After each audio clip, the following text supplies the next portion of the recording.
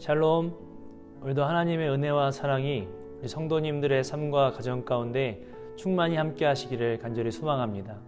이 시간 주님의 기도 들으시면서 3월 12일 새벽 예배 주 앞에 올려드리시겠습니다. 하늘에 계신 우리 아버지여, 이름이 거룩히 여김을 받으시오며 나라에 임하옵시며 뜻이 하늘에서 이루어진 것 같이 땅에서도 이루어지이다. 오늘날 우리에게 일용할 양식을 주시옵고 우리가 우리에게 죄 지은 자를 사하여 준 것 같이 우리의 죄를 사하여 주시옵고 우리를 시험에 들게 하지 마시옵고 다만 악에서 구하옵소서. 대개 나라와 권세와 영광이 아버지께 영원히 있사옵나이다. 아멘. 이 시간 주의 사랑을, 주의 선하심을 찬양하시면서 주 앞에 더욱 나아가시겠습니다.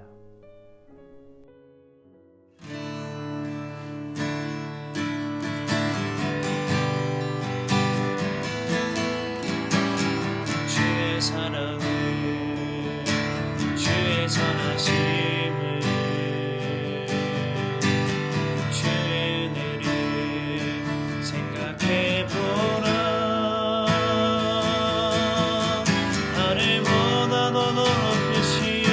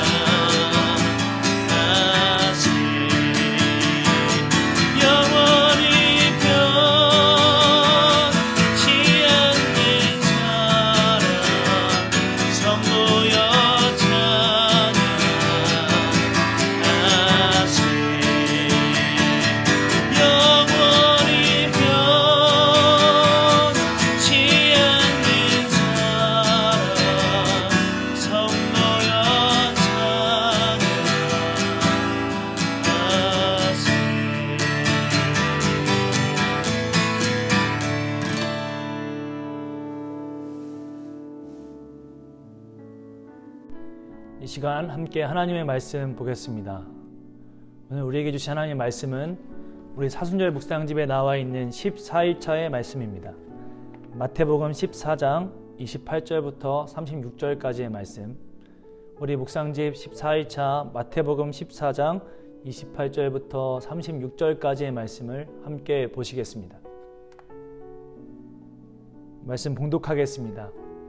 베드로가 대답하여 이르되 주여 만일 주님이시거든 나를 명하사 물 위로 오라 하소서 하니 오라 하시니 베드로가 배에서 내려 물 위로 걸어서 예수께로 가되 바람을 보고 무서워 빠져가는지라 소리질러 이르되 주여 나를 구원하소서 하니 예수께서 즉시 손을 내밀어 그를 붙잡으시며 이르시되 믿음이 작은 자여 왜 의심하였느냐 하시고 배에 함께 오름에 바람이 그치는지라 배에 있는 사람들이 예수께 절하며 이르되 진실로 하나님의 아들이로소이다 하더라. 그들이 건너가 게네사렛 땅에 이르니 그곳 사람들이 예수이신 줄을 알고 그 근방에 두루 통지하여 모든 병든 자를 예수께 데리고 와서 다만 예수의 옷자락에라도 손을 대게 하시기를 간구하니 손을 대는 자는 다 나음을 얻으니라. 아멘. 할렐루야. 오늘도 이 말씀을 통하여 하나님의 은혜와 사랑이 우리 성도님들의 가정과 삶 가운데에 깊이 함께 하시기를 간절히 소망합니다. 무엇을 보느냐에 따라 그 삶의 형태가 바뀌는 것을 우리는 삶을 통해서 많이 보게 됩니다. 무언가를 보느냐에 따라 삶이 완전히 달라지는 것이죠. 제가 20대 때 그랬던 적이 있습니다. 파마를 해보고 싶다는 생각을 한 적이 있어요. 왜냐하면 제 머리가 뜨는 머리고 이 머리를 관리하기가 어려워서 또 너무 똑같은 헤어스타일만 해와가지고 한번 파마를 해보고 싶다라는 그런 생각을 가진 적이 있었어요. 그러니까 그 생각이 있으니까, 그 마음이 있으니까 계속해서 제가 바라보는 곳도 파마를 한 사람들을 바라보게 되더라고요. 길을 갈 때에도 파마를 한 사람들이 더 눈에 들어오고, 아, 저 사람은 이 파마를 했구나. 저 사람이 한 파마는 뭐지? 저 사람도 파마를 했네. 계속 제가 시선으로 바라보게 되는 것입니다. 얼마나 제가 이렇게 바라봤냐면, 한 번은 다락방에 강사 목사님이 오셨습니다. 근데 그 강사 목사님이 키도 크시고 풍채도 좋으신데 머리를 파마를 하신 거예요. 머리가 이렇게 좀 기시고 지휘자 이 포스로 멋지게 파마를 하셨습니다. 그러니까 그때 말씀을 들으면서 물론 말씀도 열심히 들었지만 어떻게 보면 그 말씀보다도 제 시선이 그 머리에 가더라고요. 야, 저 목사님 파마 참 멋있다. 머리가 멋있다. 무슨 파마를 한 거지? 얼마나 머리가 길어야 되는 거지? 그러한 마음으로 말씀을 들었던 적이 있습니다. 근데 여러분, 실제로 그러한 마음을 품고 또 계속 파마한 사람들 보고 그 머리를 보니까요, 그때 제가 파마를 했었습니다. 미용실 가서 볶았습니다.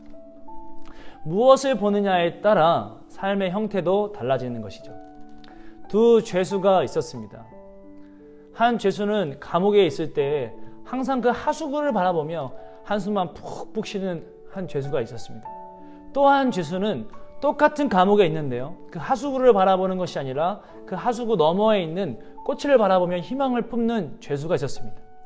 세월이 지나 이 두 죄수의 삶을 보니까요, 먼저 그 하수구만 바라보며 한숨 쉬었던 죄수는 시기가 되어 출소했음에도 불구하고 또 다른 죄를 지어서 감옥에 갇히는 그 삶을 살았습니다.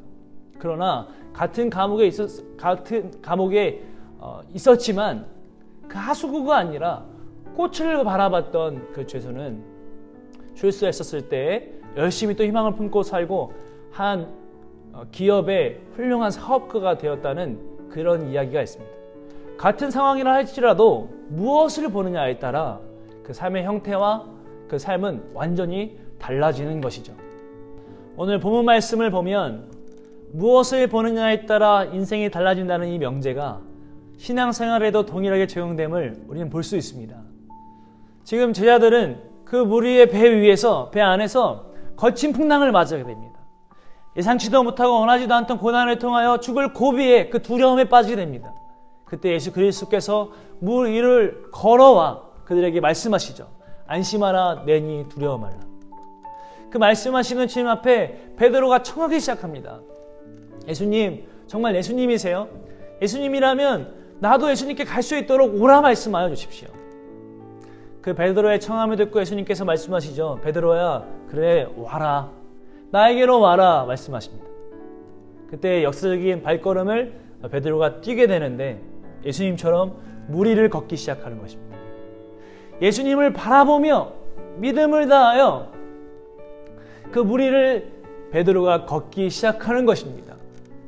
그러나 몇 걸음 디뎠을 때 바람이 한번 치게 또 한번 거세게 치게 되고 베드로는 그 바람을 보고 바다에 다시 한번 빠지게 됩니다. 그리고 또 외치기 시작하는 거죠. 예수님, 저로 죽게 되었습니다. 나를 구원하여 주세요. 나를 살려주세요. 또 그 죽음의 두려움이 베드로 가운데 임하게 되는 겁니다. 여러분, 이 말씀이 오늘 우리가 읽은 말씀입니다. 다시 한번 정리하면 그런 거죠. 베드로가 주님을 바라봄으로 주님을 의지함으로 나아갔을 때는요, 그 무리를 걷었습니다. 여러분, 지금 그 무리는 여전히 거친 바람이 치는 그 무리입니다. 언제든지 나를 삼킬 수 있는 거센 바람이 불고 있는 그 현 시점의 물 위입니다. 그러나 주님을 바라볼 때는요, 주님을 의지할 때는요, 그 상황을 뛰어넘는 능력이 베드로 가운데 임했습니다. 그러나요, 그가 주님을 바라보던 시선이 바람을 보았을 때, 다시 한번 상황을 바라봤을 때는요, 물에 빠져버리게 되고 다시 한번 죽을 것 같은 두려움이 베드로 가운데 임하게 된 것입니다. 이 베드로의 모습을 통해서 내릴 수 있는 간단한 결론은 무엇입니까? 주님을 보면 살고요, 상황을 보면 죽는 것입니다. 엘리야의 모습을 보면 동일하지 않습니까? 그가 바알 선지자 850명과 함께 싸웠습니다. 말도 안 되는 싸움이었습니다. 그러나 그가 주님을 바라봤을 때, 그가 주님을 의지했을 때 바알 선지자 850명과 싸워도 승리하는 그 삶을 살았습니다. 그러나 그의 시선이 하나님을 향하지 않고 상황을 바라봤을 때는요, 이세벨이 나를 죽이겠다고 말하는 그 상황을 바라봤을 때는 어떻게 됐죠? 로덴나무 밑에서 죽기를 구했습니다. 그 두려움에 빠지게 된 것입니다. 또한 이스라엘 백성들이 출애굽할 때도 마찬가지죠. 그 이스라엘 백성들이 그 상황을 바라봤을 때는요, 앞에서는 홍해가 가로막고 있고 뒤에서는 애굽의 전사들이 마차를 타고 오는 그 상황을 바라봤을 때는 원망하며 불평했습니다. 아, 나로 이제 죽게 되었구나, 나는 이제 죽는구나, 원망하였습니다. 그러나 모세는요, 그 상황을 바라보는 것이 아니라 그 상황을 넘어 함께 하시는 하나님을 바라봤을 때, 그 시선으로 주님을 바라봤을 때는요, 홍해가 갈라지는 그 상황을 뛰어넘는 능력이 그들의 삶 가운데 임하는 것을 우리가 보게 되는 것입니다. 주님을 바라보면 살고 상황을 바라보면 죽는 것입니다. 방법은 저도 정확히는 알 수 없습니다. 누군가에게는요, 진짜 기적과 같이 상황을 변화시켜주시는 그 능력으로 임해주시고, 누군가에게는 상황은 동일하지만 그 상황을 돌파할 수 있는 마음의 능력을 주시더라고요. 그러나 결론은 같습니다. 주님을 의지할 때, 주님을 바라볼 때 상황을 뛰어넘는 그 능력을 주시는 것입니다. 한 번은 친한 동생이 그러한 일을 겪은 적이 있습니다. 언젠가부터 배가 아프대요. 그래서 병원을 가봤더니요, 자가 면역 질환에 빠지게 된 겁니다. 자신의 면역 체계가 자신을 공격해서 아픔을 겪게 되는 건데, 이것은 제대로 치유할 수 있는 방법도 없는 그런 질병인 것입니다. 근데 제 마음 가운데 근심이 되었어요. 왜냐하면 이 아이는 정말 하나님을 향하여 최선을 다한다고 열심히 사는 그런 동생이었기 때문에 그렇습니다. 밤마다 산기도를 가고요, 무슨 일이 있어도 끝까지 남아 하나님의 일을 하는 그 아이였기 때문에 그렇습니다. 그래서 제가 병문안을 갔을 때 조심스럽게 물어봤죠. 누구야? 너 마음이 힘들지 않냐? 마음이 어렵지 않냐? 네가 얼마나 열심히 살았는지, 얼마나 최선을 다하여 하나님께 나갔는지 내가 아는데 너 마음 참 어렵지 않니? 그런 이야기를 했습니다. 그러나 그때 놀라울 만한 이야기를 이 동생이 해주더라고요. 전사님, 아니요, 저 마음에 하나 어려운 거 없습니다. 이상해요. 하나 걱정이 되지 않아요. 오히려 저 한 이쯤에서부터 이렇게 평안이 샘솟는 것 같아요. 제 마음 가운데 지금 평안이 넘쳐서 걱정이 하나 되지 않습니다. 그런 얘기하는 거예요. 상황은 어려운데 불치병이나 말하고 자신의 면역체계가 자신을 공격하는 그 어려움 가운데 취했는데요, 이상하죠? 그 상황을 뛰어넘는 하나님의 평강이, 하나님의 평안이 그 아이에게 임하는 것입니다. 왜요? 그 순간 속에도 하나님을 바라보니까, 하나님을 의지하니까 그 평안이, 그 상황을 이길 수 있는 능력이 그 가운데 임하는 것입니다. 주님을 바라볼 때 상황을 뛰어넘는 그 능력을 주시는 것입니다. 왜일까요? 왜 주님을 바라볼 때 그 상황을 뛰어넘는 능력이 우리 가운데 부어지게 되는 걸까요? 어떻게 주님을 바라볼 때 그 상황을 넘는 능력이 우리 가운데 부어질 수 있는 걸까요? 왜냐하면 우리가 바라보는 분은 예수 그리스도이기 때문에 그렇습니다. 그분은 하나님의 아들입니다. 온 세상의 창조주여, 그의 손에 거치지 아니한 것이 하나도 없습니다. 모든 질서의 대원인입니다. 그가 없이는 질서도 질서일 수 없고 법칙도 법칙일 수 없습니다. 그 앞에서는 바다도 잔잔하게 되고 모든 자연이 굴복될 뿐 아니라 모든 인간의 마음이 그 앞에서 굴복하게 되고 모든 인간의 권세가 그 앞에서 굴복하게 되는 것입니다.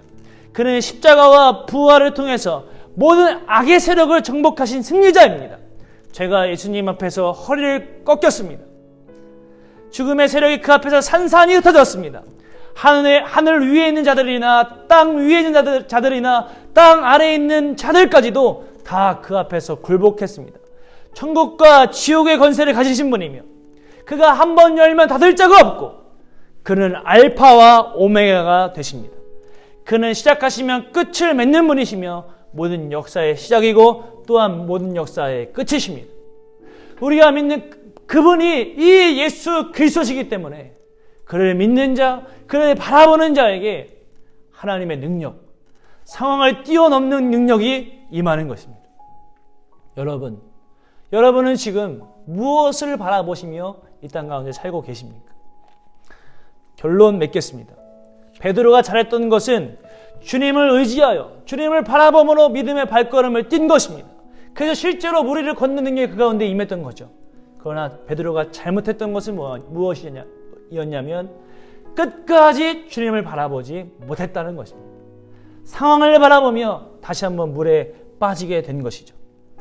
여러분, 우리가 처한 상황은 사실 쉽지 않습니다. 지금 코로나19라는 사태로 인하여 우리 가운데 근심을 주게 되고 두려움 가운데로 두려움이 가득한 그 상황을 우리가 취해 있습니다. 이 일로 인하여 경제가 어려워지고 있고 실제로 어떠한 자영업자들은 문을 닫고 있으며 계속해서 확진자들은 늘고 있고 사망자의 수도 늘어나고 있는 그 어려운 순간이 이 위기와 두려움이 우리의 상황입니다. 그러나 이때에도 이 상황보다 더 크신 주님을 우리가 바라볼 수 있기를 원합니다. 왜냐하면 하나님은 죽지 않으셨기 때문에 그렇습니다. 우리 하나님은 이 어려운 상황 속에서도 여전히 살아 계시기 때문에 그렇습니다. 오늘도 상황을 뛰어넘을 수 있는 그 능력을 주님을 바라봄으로 주님을 의지함으로 우리가 얻기를 소망합니다. 미국의 대통령 아브라함 링컨이 극장에서 암살을 당했습니다. 이 소식이 미국 전역에 퍼지고 사람들이 혼란에 빠지기 시작했습니다. 뉴욕 시민들도 멍해져서 그냥 다 큰 거리로 나오기 시작했습니다. 모두가 다 혼란에 빠지고 대통령을 잃은 슬픔 가운데 어찌할 바를 몰라 멍해져 있는 그 상황 가운데 위기라 말하는 그 상황 가운데 한 사람이 그 발코니 앞에 나와 미국 국기를 개양하기 시작합니다. 그리고 그 앞에 연설을 시작하는데 그는 남북 전쟁 때 유명했던 가필드 장군이었습니다. 가필드 장군은 연설을 하기 시작합니다. 시민 여러분, 어두운 구름이 우리를 두르고 있습니다. 그러나 우리를 지배하시는 분은 여전히 계십니다. 바로 우리 하나님입니다. 그 모든 소리를 듣고 사람들이 진정했다는 일화가 있습니다. 여러분, 우리 하나님은 여전히 계십니다. 우리 하나님은 죽지 않으셨습니다. 살아계신 하나님이십니다. 이때 오히려 더욱 우리 하나님 우리에게 물어보시는 것 같습니다. 이 위기의 때에 말입니다. 너 그럼에도 나를 바라볼 수 있겠니? 이런 상황에도 이 어려움에도 나만 의지하며 바라볼 수 있겠니? 물어보시는 것 같습니다. 그때 이 질문 앞에 우리의 대답이 이런 대답이었으면 좋겠어요. 우리의 상황이 아무리 어렵고 힘들어도 거센 풍파와 그 바람이 몰아치는 그 상황이라 할지라도 점점 어려워져 모두가 한숨이 절로 나오는 그때라도 나는 믿음의 주여 온전케 하시는 주님만 바라봅니다. 내 시선은 주님만 향합니다. 고백할 수 있는 우리 모두가 되기를 바랍니다. 그때 바다도 잠잠케 하시는 예수 그리스도의 능력, 그 상황을 뛰어넘는 하나님의 능력이, 그 주님의 은혜와 사랑이 우리 모두에게 임할 줄로 믿습니다. 오늘도 그 주님 하나님으로 하루를 주 앞에 드릴 수 있는 우리 모두가 되기를 간절히 소망합니다. 기도하겠습니다. 하나님, 우리는 무엇을 바라보며 이 땅을 살아가고 있습니까? 오늘도 우리의 삶이 믿음의 주여 온전케 하시는 우리 예수님만 바라볼 수 있도록 인도하여 주옵소서. 그래서 하나님, 이 상황을 뛰어넘는 하나님의 은혜와 사랑을 맛보며 살아갈 수 있는 우리가 모두 될 수 있도록 하나님, 우리의 시선을 주 앞에 고정시켜 주시옵소서. 오늘 함께 하실 주의 은혜 간구하옵고 예수 그리스도의 이름으로 기도하였습니다. 아멘. 우리 시간 함께 기도할 때 하나님, 오늘도 온전히 주님을 바라봄으로 우리의 상황을 뛰어넘어 일하시는 하나님의 은혜를 경험할 수 있도록 인도하여 주옵소서. 모두가 안 된다 말하는 이때라도 끝까지 주님을 신뢰함으로 함께 하시는 하나님의 능력 경험할 수 있도록 인도하여 주옵소서. 우리 함께 기도하며 나가겠습니다. 기도하겠습니다.